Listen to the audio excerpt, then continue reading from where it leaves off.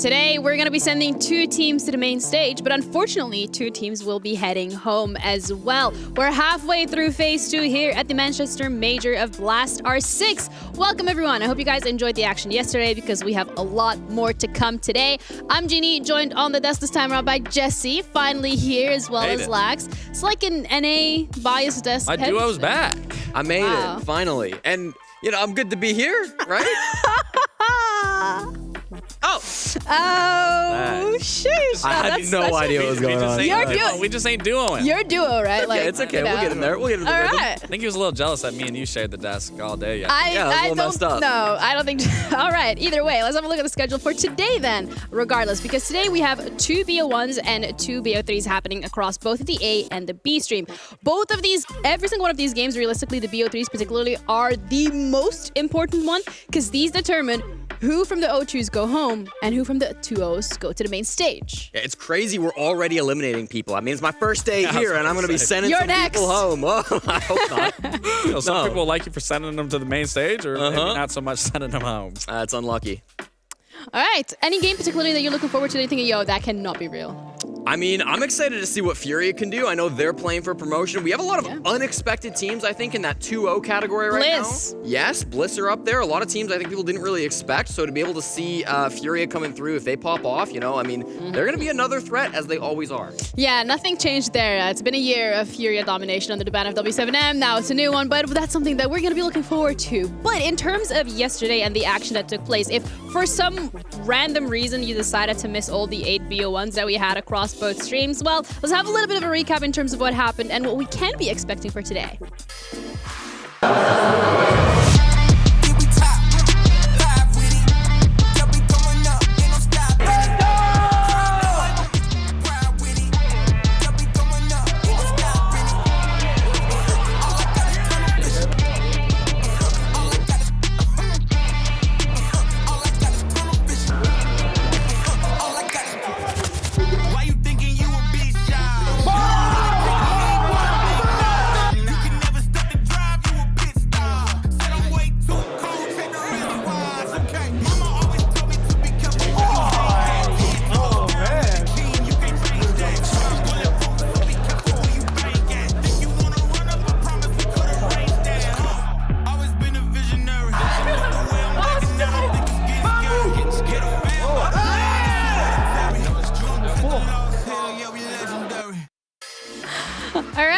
That is what you missed, Jesse. And if any of you were at home yesterday and not watching, that's what you missed as well. You know what? Just drop the track, first of all. That's something that I want to know because that went hard. That was super hard. I mean, the level of production for this event in general, I mean, it's just been outstanding, to say the least. It's been super entertaining. 100%. It has been. I mean, you know, I really like when people start shouting because we can hear everything. I don't know if our microphones pick it up, but we're pretty close to the players, and that's always a nice thing about these LAN events. But let's have a look at what happened yesterday, particularly in terms of the monster, the moment, and the must-see for today. A little bit of a recap. So, starting off with the moment, particularly, and staying on the theme of shouting and people really having that energy, Canadian. Yeah. I mean, I was here for it. I'll take the moment on this one. I mean, Troy, we all know Troy for his yelling, getting in people's faces, yelling at everyone, whether it's his team, whether it's the other team, whether it's coaches, whether it's even me on the desk. Troy likes to yell. That's what we know him for, and he really brings that camaraderie that we love to see in Siege, and really hypes up his team overall. They camaraderie. Need that. I mean, are you either way? You weren't here. You were probably on a plane on your way here. Yeah. Yes. You know, specifically for you, we actually made sure to keep that moment and cherish it forever and replay it. 1v5! Are you having a nightmare? Wake up! Wake up! It's a nightmare! Come on! Still lost though.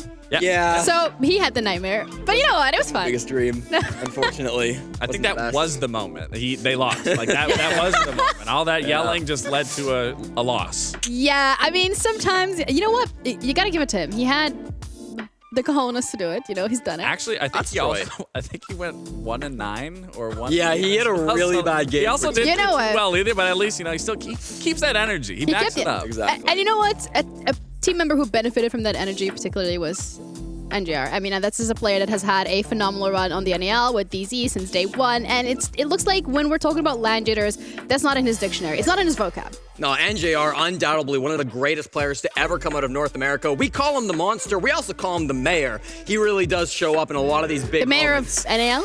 The Mayor of NA, the Mayor of Manchester, he's hoping to be. And this clip in particular, 1v5, this is the rarest thing that happens in Siege. We don't even get one of these most events. So for NJR to show up and be able to put this in for the game against Secret, super impressive stuff. And if it was gonna be anybody, it makes sense it was NJR because he's so reliable, he is so calm in these situations, and of course, so good with the TCSG. You know what else came from this ace? A $50 donation to charity. True. From our one and only Fresh. So not only is it great to see, but it's also going towards a good cause. Nah, they be paying analysts anything these days. That's crazy. Anyway, that was yesterday, and that's a beautiful recap of a beautiful day, day 1 of Phase 2. But today, we are officially at the halfway mark. And as we've already highlighted, and we would like to hammer home, 2 teams are going to that main stage. 2 teams today are qualifying to play in front of a live crowd. However, unfortunately, 2 teams will end their dreams here, and they will have to go home. So the must-see for today, the game that we really think everybody needs to keep their eyes on, is going to be Team Liquid against SSG, because SSG come into this. Ooh, ITB. Oh, that's okay. We're gonna go to the lower bracket. Who's there? Oh, it's VDS. Oh, it's fine, it's fine, it's fine. We still have one more shot.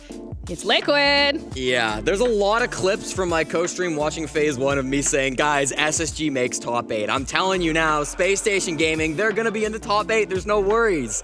They have yet to win a game in Swiss. I mean, the funny thing is we had this kind of like same situation at SI of talking about Liquid being frauds or flukes, and it comes a situation, here they are again. Are they going to meet expectations and push further, or are they about to get sent home? So I still want to like believe that Liquid has it in them, just like you want to believe that SSG has it in them. The unfortunate thing is one of them is going home. And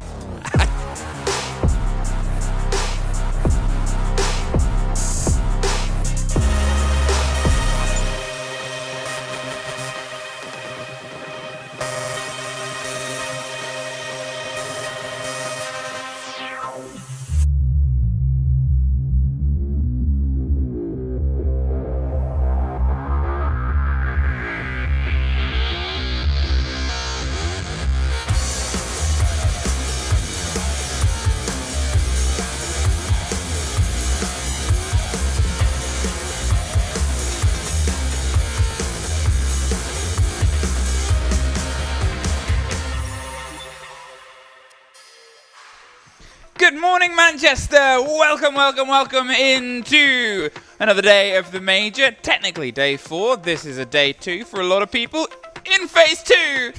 So many numbers. A lot of numbers Fluke, going that's on. Lynx. Hi, I'm Hey. Lynx. It's bring your son to work day, and that's why I'm here. This is my baby boy. Hello! Loves talking about Siege. Loves talking about video games, which is good. Because we've got a lot of it on today. Now, it starts with some best of ones. Starts to 2 best of ones on get each stream. a bit of a taste. Who's going to win? Who's going to lose? Who's going to make it?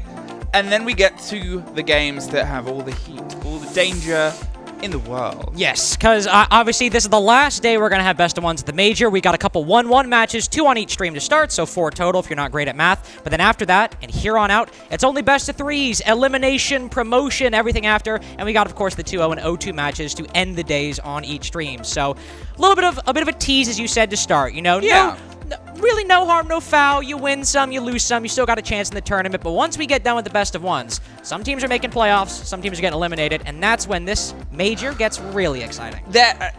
It's something about knowing that some teams have obviously already gone home. It's something about knowing all the players that we've had here. Some of them, you know, third sort of matchup, and they're going home. And we're looking at some very tricky runs teams have had to make to get there, because there's been a lot of surprise results. Oh, across definitely. the board. And if we want to start talking about the matchup that we first have on the B stream, you know, DarkZero versus SCARZ, this was a matchup yesterday. Well, this wasn't a matchup, but one of these teams yesterday, SCARZ against Furia, for the first 6 rounds, so the first half of that game, it looked like there might be an upset. And, you know, when you're only playing a best of 1, there's always a possibility for an upset, given you're only playing 1 map. But SCARZ went 3-3 against the world champions on their attacking side. And for, you know, a team that comparatively has far less, you know, success on the international stage than Furia does, you're thinking if they're going to the easier side on defense, this is going to be a close game. Yeah. And then it wasn't. It was a No. 7-4 for Furia, unfortunately. But after DarkZero's lost to Secret yesterday, that showcased some different ways to disrupt the veteran NA squad, maybe they'll find it today. I think that's the sort of meat of it right now. DarkZero, they've only really gotten a proper taste of a win against a team they know very well.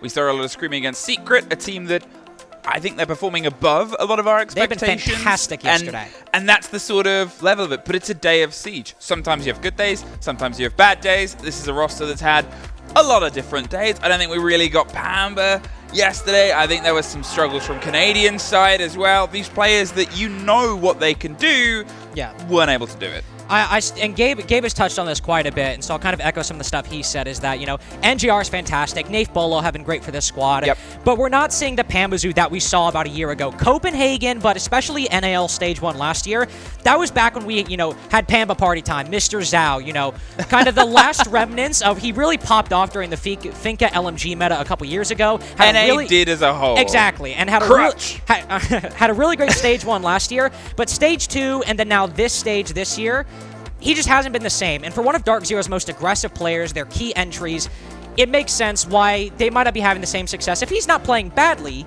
but he's not playing great like he used to. How they develop into this game against SCARZ from a region that, I mean, let's be honest, I think all of the Asia-Pacific regions are performing higher than people expected. We've had some huge upsets. Japan is one that we still need a little bit more from. Obviously, they were able to, again, match for match, take care and get rid of CAG. They go against Furia. Fair enough. A lot of people lose to Furia. They were expected to lose that game. You're expected to lose when you have the stretch and the rub of that sort of team. But at the same time, how do you move past that? How do you go against a team where you've got great energy, you've got a fantastic game and a setup against it, you've sort of cut your teeth, it's a new day, it's a new dawn. And for SCARZ, I think one thing I talked about yesterday was, okay, they've gone 3-3 on their attacking side, and SCARZ have 2 star players, Rek and Nina, but Washoy was having a really great day yesterday, so we had a potential 3 players to pop off against Furia on the defense, disrupt their attack. But they played really passive, sitting inside the site a couple rounds, but even when they were roaming, not aggressively contesting control. If they're able to do that today, they'll have a lot of success. But if they're able to do it today. Well, where are they going to be doing it? That is the big question on both of our lips and probably everyone at home. Cafe, gone. Get out of here. Just the one ban so far. We'll get that removed. I mean, obviously, Cafe, it was a map that was played yesterday by DZ. It's a great DZ map. Border, that was played yesterday by SCARZ. They won it against CAG, but it was a very passive game. And it's also a map that DZ started to bring into their pool in the NAL. It's not a map you really associate with DZ. It's kind of the opposite of what you think they'd like. But they tried to play it a couple times, and it was very hit or miss, and often very driven by either Pambazoo popping off or a player on DZ popping off. So it makes sense, especially given SCARZ's result and performance yesterday, to take Border off the board first. Skyscraper for DZ is another ban I really like.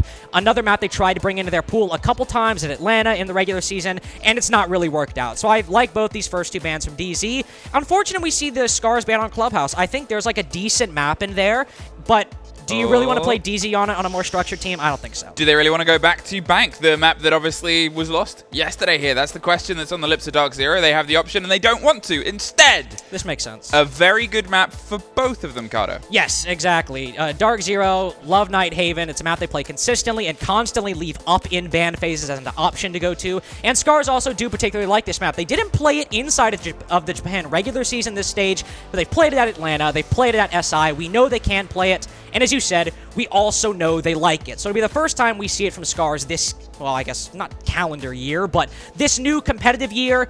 But this is somewhat of a known quantity for both teams, especially, SCARZ only making 1 change, bringing in Nina. DarkZero, I've played it a couple times since bringing in Nathan Bolo.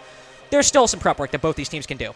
Labs as a map, as it handles, as it sort of is standing, it's the most recent. It's got that build in towards the comp pool, but it has little aspects of a lot of different bigger maps. You see sort of flirtations with a map like Clubhouse and some of its design of the rafters. You get a little bit of the sort of instant feed and aggression on, let's be honest, mainly the tertiary site. However, there's always still, again, that play against a heavy basement. That's a hefty fan appreciation for DarkZero there. I think people might be undervaluing SCARZ a little bit. I'm not saying it should even be like, 60-40 or 70-30, but I was mentioning... This just in, 50-50. This just in, 60-40 SCARZ, actually. The line is going up for SCARZ minute by minute. Pambazoo, I love you. By Canadian. I mean, honestly, if Pamba has a great day, then this could be really, really scary for SCARZ.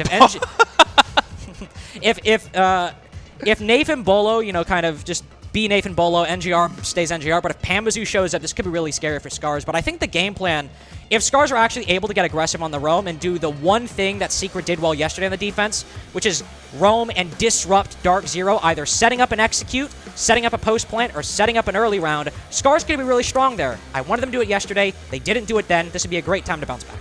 A Dokkaebi and his army ban. I mean, you could sort of start the map with that knowledge already in place. Yeah. We've 6 done months now, basically. 6 months of banning the same 2 operators, apart from, as I noted the other day, one difference where they once banned Jaeger because his army was already banned. Which, by the way, with that one team, I mean, maybe it was early on. I don't know the exact time frame, but like, you know they're going to ban Azami. Why would you? I guess they just hate Azami. Really hate it. They wanted to see what would happen. Yeah. They wanted to shake the tree, see what fell, and it was Jaeger was the follow-through. But starting in here, let us get our little selves underway. SCARZ will be leading in on their defense, taking themselves... Sorry, no, I didn't mean to interrupt you. It's just, I was going to talk about how, you know, DZ obviously loves Solus, but, and one issue that they had yesterday was leaving Solus up. It really affected their drone count. But SCARZ also really likes Solus. Rek will play her, Nina will play her, and opt not to bring her in round 1. I think, you know, this is always you talking and pulling and guessing and guesstimating and bringing things together. Yapping, some could say. Yapping, some could say. This sort of first round, getting themselves into each other. I wonder how much pressure is on this showdown for both of these two teams, because they will obviously look at each other and like, I can beat you. Solus is a confidence play. Yeah. Solus is in this sort of showdown, I'm thinking round 3, round 4, when we start to get a bit of the cycle of sights in. But it starts here, towards the top, and we'll see how direct DZ want to be. They've got themselves everything you need to crack open every single hard wall, and then some. There should be no problems, and probably a connector and IT, bit of attention paid, but first, underneath, make sure there isn't that Solus. Yeah, and that's what Pamazu's going to do, right? This is a very common lineup we see when attacking the second floor site. As you mentioned, they can go IT, they can go connector, whatever they want to, because they've got the ace and they've got the thermite. So many hard breaching you can go for, and because those two exterior walls are on opposite sides of the site, Wash always got to commit himself to bandit tricking one. So you're guaranteed to get at least one open, and then you send the bucking down below to try to pressure players like Rek behind Pillar. And, well, to be fair, I suppose, maybe, depending on where Tayu decides to go, him around that B-bomb chassis. Are they hunting? Yes, they are. I was about to say fish-like. Rek's able to get the instant trade back there. They might not have seen both the two players that were underneath. The Valkyrie was stuck in the corner, vaguely towards kitchen, waiting for the verticality to come into pressure. They're pulling off, because they've lost that C4, they've lost that pressure and presence underneath. Instead, they're going to see if they can try and build this back up and, you know, just lock off the doors. Again, there's no real qualms. You're still looking at a loss of a buck. Sure, the soft underneath isn't going to be the big problem, but a lot of this becomes that sort of flat, horizontal pressure that screams across the two opposite ends. And also with that buck taken down, like you said, of course, you have to deal with the horizontal pressure, but reinforcing off that connector wall. We can see they've used at least one exothermic to open up the connector breach, and have they opened up the IT breach as well? Yes, they have. So they actually have plenty of Selmas to open up that breach, and assuming Nath has, I was going to say at least one, he's still got all 3 in pocket, and they have the IQ below, so plenty of options to deal with those bandits. Locked up rafters as well. They've pulled every single extension back into their chest here, SCARZ. They've said, look, we've had this early engagement, we've got lucky, we've got one, we're not going to give them any more. But this is the concern I have. This is where DZ can really thrive. You've given them a whole minute to set up their execute. You're not really disrupting them, and they have the utility to open up these reinforcements. So if SCARZ hold out on the site, they play trades, that's good. But DZ are going to get all the control they want, really. Don't know if the impact trick was entirely impactful. They've been able to get themselves a slight rotate. The spray from underneath, but just going to drift further away. Big Bad Nadian is hunting without wings currently, as the buck is obviously removed. 30 seconds, though. Good nade. Yeah, at some point he's going to have to see if he can try and swing the pressure around with Shoy. He's going to have to go past the open Selma breach. The motion comes out. There's the catch. Nice. Perfectly played by Bolo. But 20 seconds. They're still going to try and get their boots inside the ground. The pressure is coming through from IT. They have the split. They have Canadian underneath, rotating up towards blue. The kit is going to the same place. The pair of them trying to hot-foot it all the way through, tuck themselves round to the corner of the A chassis, but it's caught in the crossfire. Tayu from deep, and IT Doors able to get it. Nadian, he's picked it back up. He's holding onto the plant. It's technically a 1 versus 1. Can they find the single fight? Rek, he's going wider and wider, but he's out of time. He's not able. DZ, hold it down. And that's what I mean. You see they have that entire final minute because SCARZ decided to lock off both sites. DZ have every ability to set up, and I really love that clear between Canadian and Bolo to take down that player playing inside of Office with the grenade from below, opening it up because you either A, bounce it off the ceiling, you take him down with the nade, or he's forced to rotate right into Bolo's crosshair where he's watching. So now they have a way to get into the site through Garage and Aqua or IT and Garage, one of the two, and they've got an advantage to trade that down. It was a really nice clear by DZ, but again, similar to yesterday, SCARZ not being proactive. I like that, that trade to make it a 4v4, but then just giving DZ control of everything around the site, save for Aqua, but that's just one part of the map. DZ can take everything else. Well, I think that was the sort of idea that they cooked with. And you always wonder, now, it's not that takes are impossible. You can lose operators that make them very, very hard. The Buck, for example, that round. Buck, for example, but it's not impossible. And I'm wondering if, with the walls they got open, then they lose the Buck, then we get some reinforcements, how much the plan went, okay, let's see if we can try and just take this pocket out. They read that there was a player at the top of blue, there was the one behind the table, brilliantly removed with that grenade in that angle, and then instantly the kit rotates from rafters. They don't try and cross the sort of crevasse of the opposite end of site where they made their first ingress in. It's adaptations, and this was one of the things where it was sort of a strength after a timeout in their first game yesterday, where they were slow against Beast Coast, had a conversation, suddenly came back in with all these adaptations Beast Coast just couldn't handle. Time to make a new door! And you almost sometimes need to be so quick against DZ that you don't give them time to react. Force them to burn that timeout, force them to adjust outside of it, but then keep forcing them to change things, keep them on their feet. Listen, Canadian's a great IGL, don't get me wrong. If there's anybody that can keep up with the paces or keep up with the changes, it's him. But try your best to always keep them guessing, like this right here. Fishlike just sitting inside of IT, undroned. Beautiful stuff right there. That's exactly what I mean. You've got a Jackal, you've got Sam Cams, and you've got your Thermite and Big Bad Nadian trying to send himself in for the engagement. They at least find Nina. We're sure he's also up here trying to dance with death, but the pressure that might come up the lobby stairs isn't one that he wants to find out what happens next. It's NJR screaming around the corner, and he's well aware of some presence, but look on the far side, Pamba. They're trying to get the pinch here on the players. There is two of them up here. Who's going to get the first catch? He cannot get too aggressive. They have to make sure that as soon as they get this, they're set up for the trade. The first fight goes against him. Fishlike ducked onto the pillar. Now it's technically a 2 versus 1. Barek to just take, but NJR wins out the cover on the retreating player. How much attention now do they pay towards the site and towards these top loose players? Well, that's what I was going to say. So they know there were 2 roamers up top. They've taken down one of them. They know Rek is somewhere, or sorry, excuse me, Fishlike is somewhere in the wind, but actually they've just found them. So they know there's likely 2 players on the site. They've taken one down, retreating back. What do you know? And now that Washoi's down, this one's all done and dusted. What? I didn't think it'd end that quickly. Well, I mean, I thought there might be a little bit of a reset. Maybe SCARZ would fight back. It's a shame, too, because I really enjoyed that early round. Fishlike, the Valkyrie on the roam, the Legion upstairs, get the opening pick, catch Canadian off guard. I love that. That's exactly what I wanted them to do in the previous round and against Furia yesterday. And then they end up losing on some unfortunate 1v1s and getting cut off. That was just DarkZero cutting off the roam very well.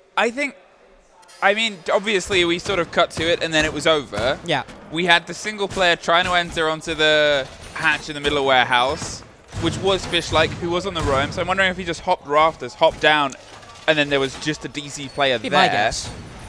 And you're thinking, why? But we're not in the comms. We don't know what they know. We know, in fact, a lot more, and that's always that pressure point. 2 rounds in a row here.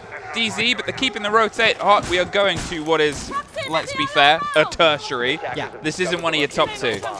This or kitchen and dining are always going to be at least one of the tertiary sites to go for. Seems to be personal preference. I usually prefer teams going to this site instead of kitchen and dining. Tell me why. I'll tell you why, actually. Tell me why. If you're able to do a half clear up top and take control of office and connector as well, stop anybody from retaking through there, and then open up either the cafeteria wall and then get control of the hallway around, it's really easy to get a plant down. Whereas here as the defense, you have a lot more options. You can roam around command center, either of what would be the second floor bomb sites, try and retake through IT and garage. The attack just has to clear a lot more than they do on the kitchen and dining site. Now, to be fair, if they get control of the vert, it's really difficult to come back. Yep. But it's just easier to hold the upstairs because there's more rooms, more breathing room on this top floor for the defense.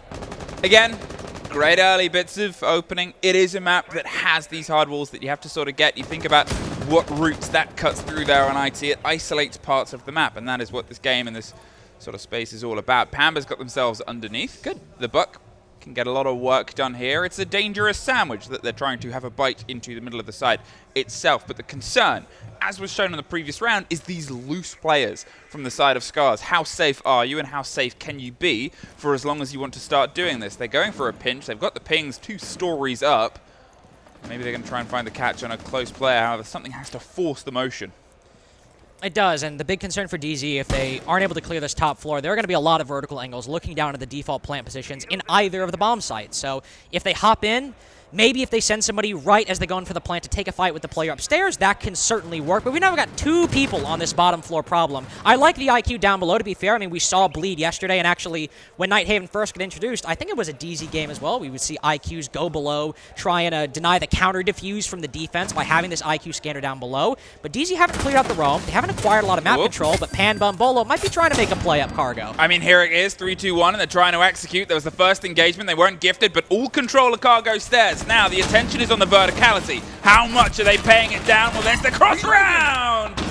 A cheeky double for Nina, instantly picked back up there by Big Bad Nadian. However, 50 seconds and all this aggression needs to find a solution, whether it's to pull back and try and reassess and reevaluate, or fully send it. The close-tuck player on the left is Fish-like. He's more than ready to lean into that engagement, tears the head off for the kick carrier and puts it cold once again. They're having to spend a lot of utility now to try and reclaim this verticality. They know that there's isolated fights. There's one.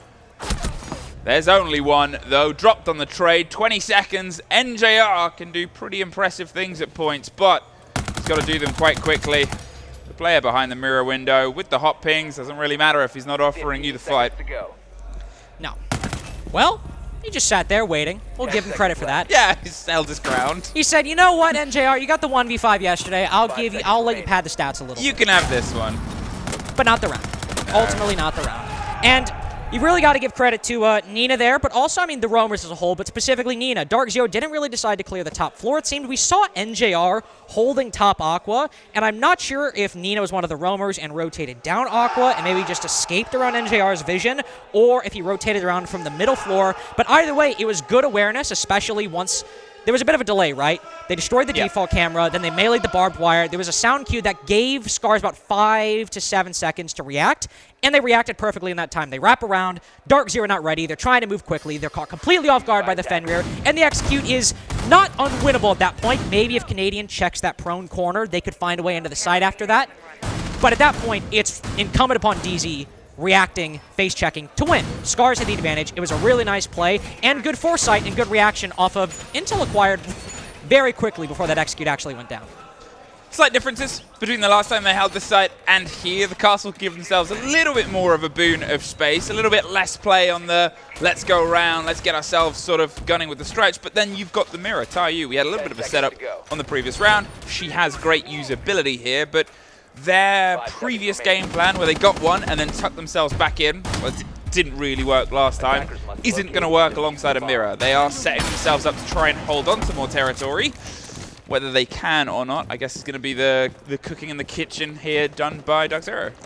True, depending on how they're able to clear. They don't have an Ash, to be fair, and that's kind of one of the main counters to Mira. Just Ash charge, crack the Mira, done and dusted. But with how much hard breaching they have and how many Selmas they had going into that execute, that's still, you know, a bit more of an indirect way to deal with the Mira, but pretty damn direct when you just either open up a hole right beneath the mirror window or crack it completely with a Selma. We see Fish-like lurking down below. I do like this. Remember, once DarkZero acquired all that control, we didn't see any defenders go to retake anything, go for a flank. So if DarkZero's droning isn't great and they kind of forget about the basement, he could retake later on. He also got caught pretty free. There was an engagement at the same second, though, so I can't entirely put a free there. What I will say is, how free will Canadian be, the Monty? And in the words of Demo, one of the best Montys he's seen when he played yesterday. He sort of gets himself in, sets up a crossfire with NJR and Pamber either side of it, and then just forces them out of the motion. And forcing the motion was what we talked about in the previous round, where they were struggling. It depends, though. You get a lot less sort of versatility in how many different angles you want to try and find the drive-through. And again, it's still step for step. Get IT open. You've got the focus on towards rafters. The Monty can try and help you step in. It's a bit of a narrow approach. All the pings on the world. But DarkZero taking their time, cooking up around IT, just really weighing up how they want to approach this. I mean, there's so much more utility kind of looking their way on the second floor. We have the castle and the mirror now. You mentioned the mirror being an addition, but the castle also being an addition on this site. I mentioned that too. Did you? Yeah. Sorry, I was so focused on the mirror. I'm gonna be honest. We're getting over our language differences. Exactly. No, but seriously, like, because I was thinking to myself, DarkZero ban a zombie, so easy to hold rafters. Well, hold on. Troy just meleeing the mirror window, then back it up completely. But this is why having your IG on the Monty is so great. He can literally call what he sees. Yep. And Troy is a brilliant player. He's baiting them. As I said, he's forced this rotate now. With Shoy, has to play himself further away. Cannot defend so directly because if he swings that, he's caught out by the Monty that's holding on. They pull back. 50 seconds, loads of time. Loads of time, but also this is showing really great adaptations from SCARZ. He's got a fallback position to still contest that rotate behind the shield. I really like this strategy, and there's still fish-like in the wind. Now, this is when the catch of the rotating player could be devastating if it's not already watched. Bolo gets reckoned, and Bolo gets one more. Well, Washoy caught, executed on the site. Tayu's in a very aggressive position, and Nina is dead. So Tayu is in the only position that is still held. Sprayed out, caught out, flawless. Then, yeah, all right, Demo, I'll give it to you. He's pretty good with the Muncie. well, I was hoping that round would be a little closer, given the praise I heaped on SCARZ, which, to be fair, I still like everything they did. You know, bringing the Mira, able to hold Garage a little bit. It's less easy to hold Garage when a zombie's off the board. You can't just sit her up there with the Kiba barricades, but Mira's a good second alternative. They've got the shield for a fallback position. They've got Fish-like on the roam. But they don't actually end up really stopping DarkZero, I think, from using their drone economy all that much, which, again, is really surprising. They brought Mira, they brought Castle. They haven't brought Solus a single time so far. We saw the damage that Operator can do. That Secret used yesterday. Consistently, DarkZero were down to 4, sometimes even down 4 or 5 drones going into the action phase with the way Secret was playing her yesterday. I really want to see, after this tactical timeout, I want to see SCARZ use her in the final couple defenses. As I said at the very beginning of this, we're looking at round 4. We're looking at around that period of time. They're going to get themselves a little bit more confident. They know the weight and the importance of the game, and Solus is a confidence operator. You can have players that shouldn't have confidence but do player and fail. You can have players that should be sort of in that sort of reaping rewards thing, putting the pressure on because you're active. You are the problem child. And yeah, Solus will play hold. Solus will play against each other. But let's be honest, it is I am over here. Come and find me. Come and fight me. I'll just kill you and all of your utility. Hopefully drones too. I mean, utility, drones. So I class drones as utility. that's what I was going to ask. Cause yeah, that's drones, what I meant. Drones are technically why I wasn't trying to be like, actually, do you? You just shot Jesse as he walked past. I did. witnessed it. Jesse walked by and I did the finger guns. No, so that's what I'm going to say. Like, drones are technically utility, but because of their importance, I usually, I don't refer to them as utility, but that's just like a me I thing. refer to it as their most important utility. That's fair. That's perfectly valid. Yeah, thank you. Your feelings are real. Hey, look, he's there.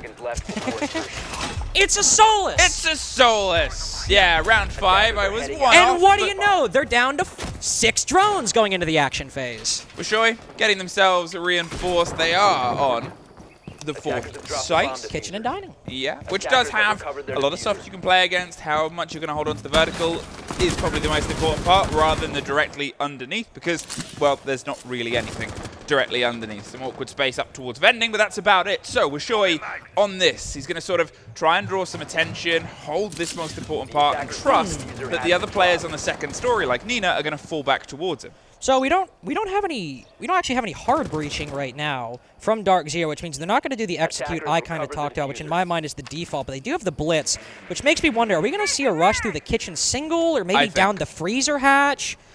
I think kitchen single. I think they've realized how empty the site is, or are realizing it now. The Ram is getting some easy work done from the windows, which, again, any players that were directly close will be hopping out. Oh, yeah, there's there we the go. push, there's the throw, there's the rub, and there's the plant. They're caught in a mine, which will give a lot of the audio away, but it's an impossible situation to get them thrown out of. There's at least one that comes back in their favor, but Bolo gets the header one, and they've got a post plant. Now, that verticality that was opened up by the Ram that they sort of handed into meeting needs to be retaken. They're outside. Big Bag Nadian's on the other side of the map, but we'll let him cook because he's the captain.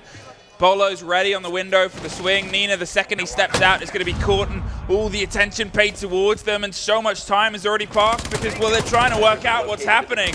Again, the reveal here. Bolo can play this as tucked as he likes. The focus has to be on the fight. He's coming up and going down. He doesn't need the gunfight, but all he needs to do is this be a nuisance. He's a loud clip in the window, and Well, now everybody's clipped in the window. He's out of time for the defusal. The blitz finally shows up. 2 people inside the site, the ram above. Where was the blitz during that? So, the blitz was just sitting outside the cafeteria window when we cut through him. I'm not entirely sure. I'm not entirely sure where the blitz was. So it wasn't technically a blitz rush. It was a rush through the single window, as you called out. And I still really like it because they did, I kind of refer to it as the Jinxie 1v1 tech. This existed before him, but he does it a lot. His 1v1s is throw the boogie drone through the window and instantly destroy it. Again, he didn't make it. I just kind of say it because I think the phrase is funny. But it still caught them completely off guard because you saw Taiyu was the first defender to fall, playing on top of the EXO stairs. And it was an F-Knock got triggered when NJR and Bolo hop in the window.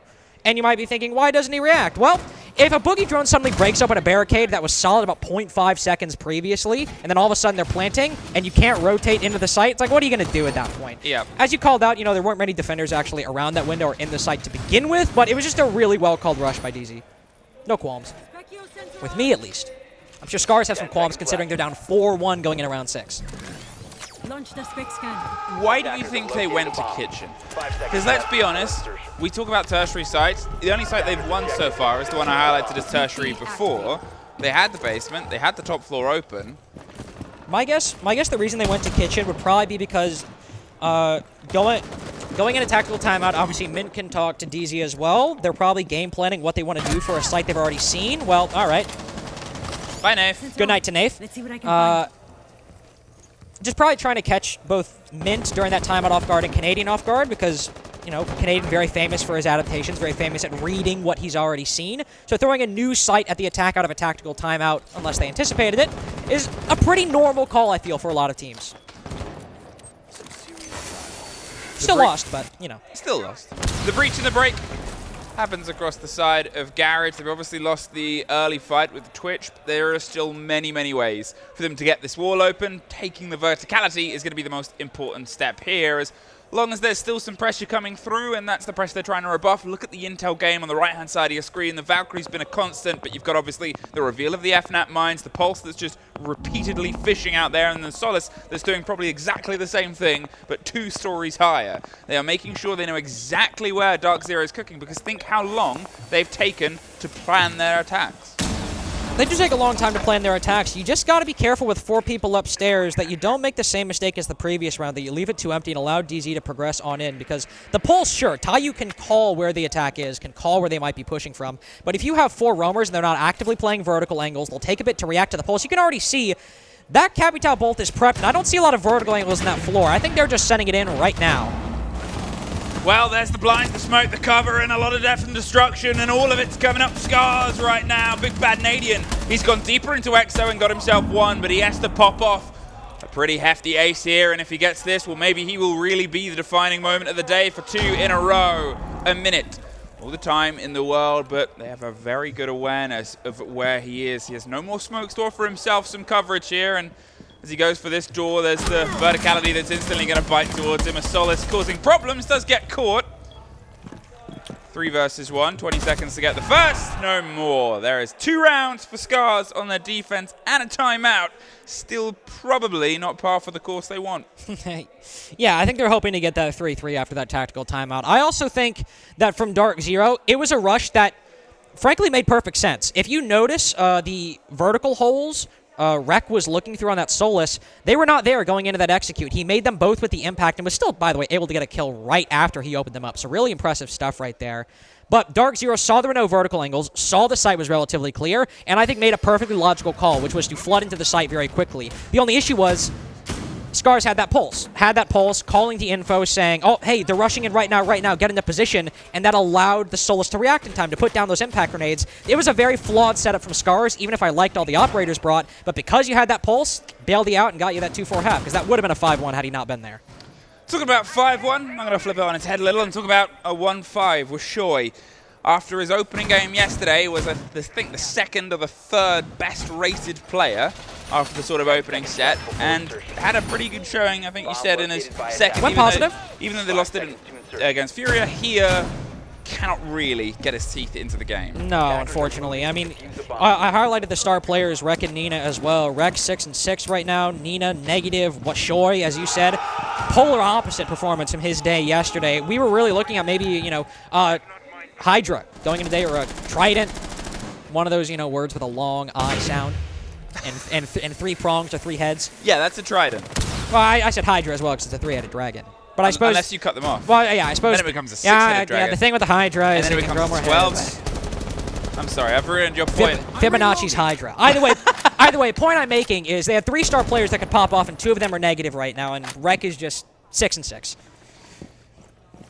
Not a great individual performance from SCARZ so far, and Pamazu obviously 1-5, which we highlighted as a problem, but I mean, Troy is 6-3, and the rest of the team is positive aside from Pamazu. Like, they're showing up individually, even if one of their main entries isn't having a good day. Well, Bolo is going to take over the role of the Valkyrie that was not massively utilized by SCARZ. They're able to get 1, maybe 2 sort of aggressive motions, but none of it really netted the results that this map can offer. You can see that there's a bit of a spread and attention being paid towards him, caught on the side of the soft wall, but he sprays back through. Okay. A little bit of a passing gift towards the lobby. Now he's looking for a second, and he finds it. Same place, same spin. Prep to C4, ready to rip towards the kitchen, but as the Ash sort of delicately tiptoes around, you're thinking, what have they spent here? What have they spent here? But honestly, I mean, I'm taking Bolo on this. Well, that's why I don't make bets. That's why you don't bet. They always say you quit just before you hit it big. Yeah, exactly. Next round, you'll call it, hey, maybe at this point we'll have a proper Pamba party. But, I mean, to be fair, Bolo still gets 2 picks. He dies, 1 50 seconds wasted. It's a good pinch, I guess, finally from SCARZ, but this was their better side against Furia yesterday. They showed really good decisiveness and decision-making when they needed to, you know, if they were moving too slowly, but it's too little, too slow, too late for SCARZ at the moment. They weren't able to get that roam clear. They feed Bolo 1v1s. They're now at a 2v4. Rex found a bit of a gap down Exo stairs, but even if he makes his way into sight and gets a kill, DarkZero have the advantage and the time to react accordingly. 40 seconds, delicately tiptoeing in towards the site. NJR locks them right back out. There's Rek with the hop. We saw the previous round end in exactly the same kill, funnily enough, and exactly the sort of similar balance, but cool as you like, really, there from DarkZero. They weren't ever really under massive pressure. Bolo was, but he had different ideas. Yeah, and his idea was, I'm Bolo and I'm pretty good. Oh, yeah. I'm good at taking 1v1s. It's kind of like one of the things I'm known for, and that's exactly what he did. He just Do you say that to yourself when you're playing as well? Yeah, exactly. I'm Bolo. I always say, I'm Bolo. And then you die and you're like, I'm Lynx. Yeah, come back down to reality, and it's a very, it's a very hard crash. But Bolo just fed 2 1v1s. They finally pinch him after 1 50 seconds. Just wasn't a great clear from SCARZ, unfortunately. Very individual on that, and the round isn't done after that, but fighting out of a 3v4 with 1 minute left when you're against one of the most disciplined teams at the tournament isn't something you're going to reliably win if DarkZero aren't making any mistakes, which that round they didn't. So they go upstairs to the 2nd floor now, and on another site where discipline could very well be rewarded. If DarkZero are able to get another 1 or 2 opening picks to start and then fall back, sure, we saw SCARZ get punished for that back in round 1. But DarkZero, they know they might need to retake. They know they might need to flank, and if they get a 5v3, I mean, you might as well play the side at that point. The attacker's bomb diffuser has been dropped. SCARZ. There is not many rounds now that separate them from falling down to playing for their chance. They will not get eliminated if they lose this game, but they get a lot closer with how the herd starts to get thinned today. DarkZero, as long as they can sort of keep their pace up, it doesn't matter what mythical beasts get put ahead of them or how many heads they decide to rear. They'll be more than happy to shear and shave their way through. It depends where SCARZ want to start this prod. They're being very slow with it. They were a little bit with Bolo beforehand, and we saw how that went. So instead, let's weigh up all the options. Top of blue, they're not really putting focus onto Connector yet. It will be IT as standard. They're vibing right now. It's very, you know, given the roof right there, it's very easy to rotate between IT and Aqua, Garage, wherever you want.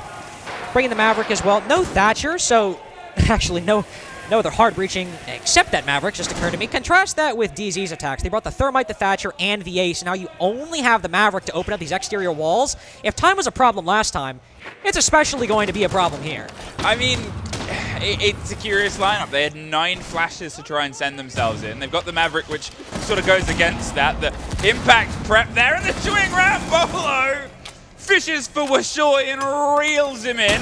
the blind on the back end. He's just going to sort of pre-aim and pre-place it. Are you kidding me? I mean, This is for the YouTube highlight. 10-4, 11-4. Will it be 12? He swapped back to his primary because, he's got the clip. He's got it. He's done. He's loading.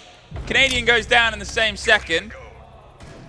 But at this point, Why? Why the revolver? Why? There was no point there. That was all ego. That was literally for the Instagram reel. it's a great gun. It is a good gun. Hits like a truck. But I mean, what do you do here at this point? You're not able to clear the mirror window because Wishoy is dead. He had one Ash charge in pocket, and didn't work out for him, unfortunately. Fishlight doesn't really have a good way in because DarkZero are holding Aqua. They've got the man advantage to trade out whatever position SCARZ push. This is looking like match point again, unless, again, DarkZero make a mistake, which they're not inclined to do. Well, they used 4 of the 9 smoke flash canisters.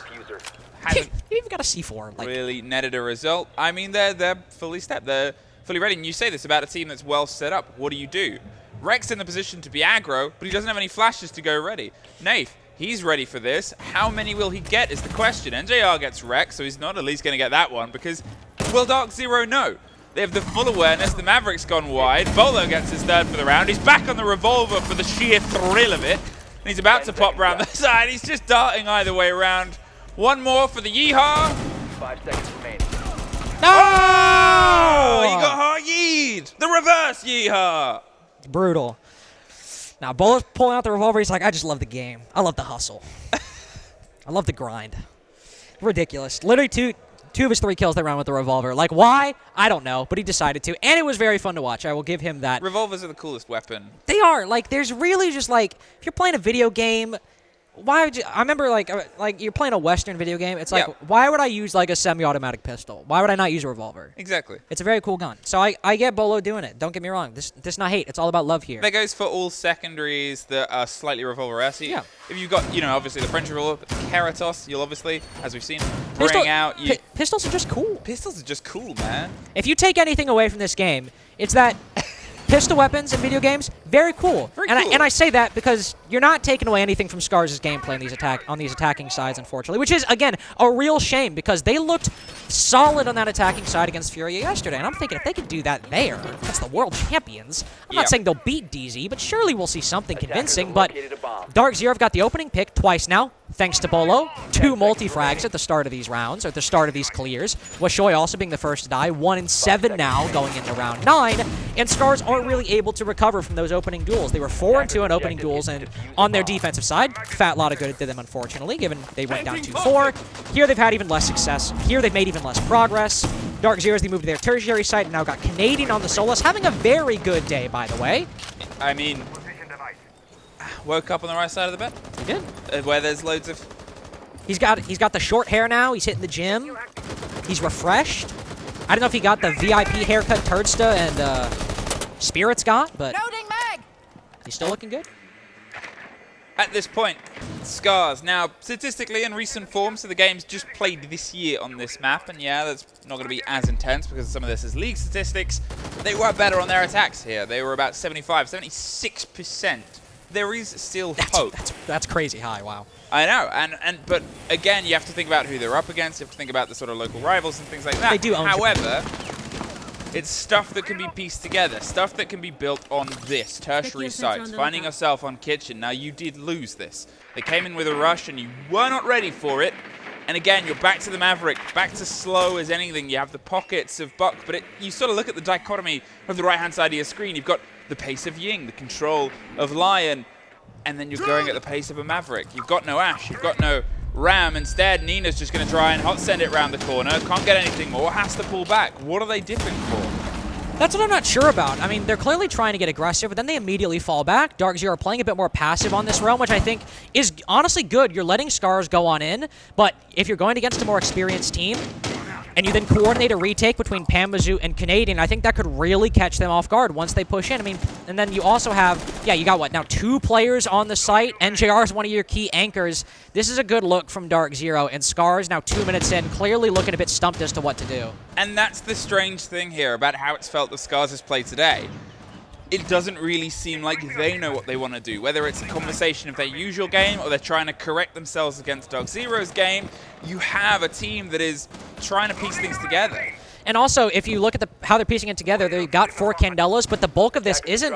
Sure, there's 3 players on site, but I'm really looking to this retake of the vertical to fully deny this, and those players aren't going to get blinded by the Candelas Fish-like has. So whatever utility they're going to use, it might not be as effective as they're hoping for. This fight goes away, and the round might. There's the first. Down below, they've got rid of the caution player, and Rex able to get one more. Okay, watched on the back. The blinds come through, but they still got to land a kit. 20 seconds, and there's at least one back for the cover of Nath. They dropped down the kitchen hatch and knocked right back out. No. Nath doesn't care of any of this. A little bit too long, and it raises the question and the argument. Where are they going to be? Well, there's only one place they could, and DarkZero so ready for it. Wreck is all that's left. Gets one, no more. DarkZero. Not really pressured, but still the start. They're still not out of the woods yet. Unfortunately, SCARZ, that's their second loss. They are one step closer, but not yet, towards being eliminated. DarkZero now in the same spot they found themselves in Atlanta. A 2-1 for the promotion game, so not flawless, but still a familiar spot for them, and I think they're very happy with that win. Defenses look good. Attacks looked good. And especially right there, that 3v5 call, we see more players rotate down because SCARZ, to their credit, realized what DarkZero were going for, realized we're a bit too comfortable right now with this vertical control. What are they doing? Realized they're going for the retake, and you have Rex sitting outside of the connector breach waiting for them to do that very thing. But this is why DarkZero is so good. They have Canadian calling. They've got them calling the plays, Nafe as well lending in with that, so they start rotating people back down to the site, and they win a 3v5 just off of gunplay, Nafe especially reacting around that freeze air. That's really disappointing. That was the best attack we saw from SCARZ, and it was all for nothing. A flawless rotation for DZ to close it out 7-2. A little bit of a pace problem. It came into the game of SCARZ there, but again, DarkZero, I'll be honest, they never really felt massively pressured. They knew their game plan. They played it very clean. There were moments where they were able to sort of dabble with slightly different plans and different approaches on sites that they were already winning kind of handily. And yeah, there was adaptations. Yeah, there was some pressure. But unfortunately, no Hydras, only Schrodinger's animals where they were all generally locked in the box, the killers, and the person that came out. Apart from the end, actually, where Bolo just went insane, was leading Canadian originally. Yeah, Canadian also had a really good day. I mean, obviously, Pamazoo 2-6 we could talk about. I'm not going to because there's no point. Because Bolo, NGR, Nathan, Canadian. All very solid day. When you've got Canadian going 7-5 and then Bolo just decides to go from good to great in the back half of that game, what are you going to do for SCARZ when you have a team that can show up as individually well as this? And inside of the regional leagues, when it seemed that the individual performances and the cohesion from DarkZero simply was not there, this is the kind of match you want to see. They've been looking good as the tournament's gone on. They win the first game against a domestic rival, lose to a really hot secret. This is a good game to boost that confidence again and feel good going into your promotion game tomorrow. I think that's the sort of setup for them now. They're eyeing up their promotion. They're eyeing up their chance of being able to push themselves further and further. And again, it's not over yet for SCARZ. They're a team with huge possibility, but it's a possibility we'll have to wait a little bit longer to see. We are going to a quick break before we're back with our next best of one here on the Beat Stream.